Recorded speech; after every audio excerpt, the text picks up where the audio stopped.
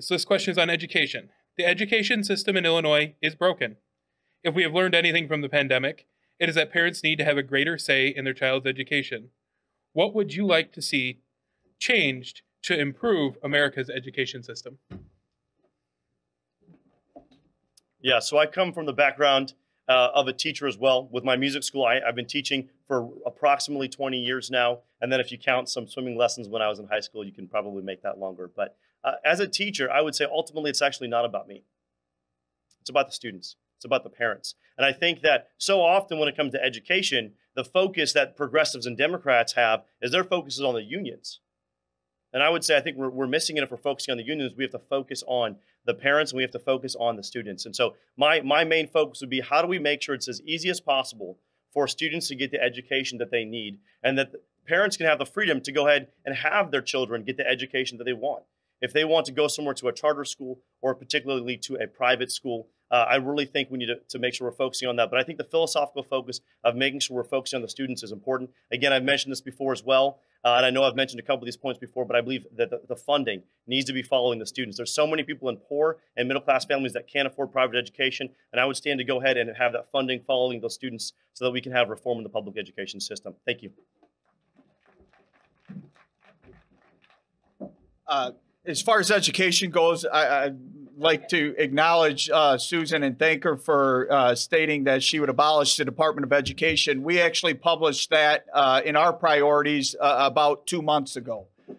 Here's the key to the Department of Education. Everything that we're hearing about our schools right now, critical race theory, sex education of kindergartners, that didn't happen organically at the ground level. That's being directed from Washington. And 10,000 school districts across the country didn't wake up one day and say, you know what, I'm going to teach my kindergartner about sex education.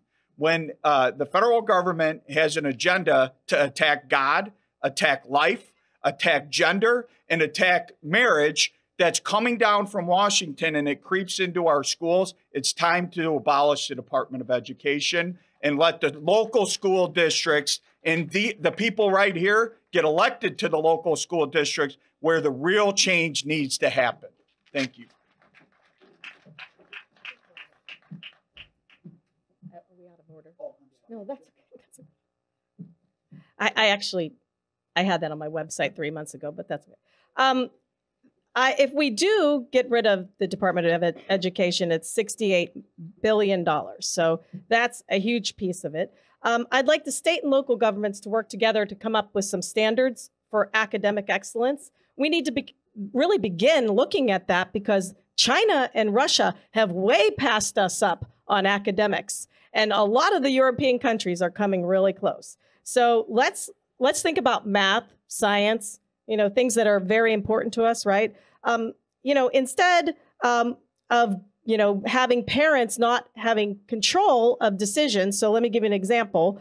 My 13-year-old here can actually get an abortion in Illinois.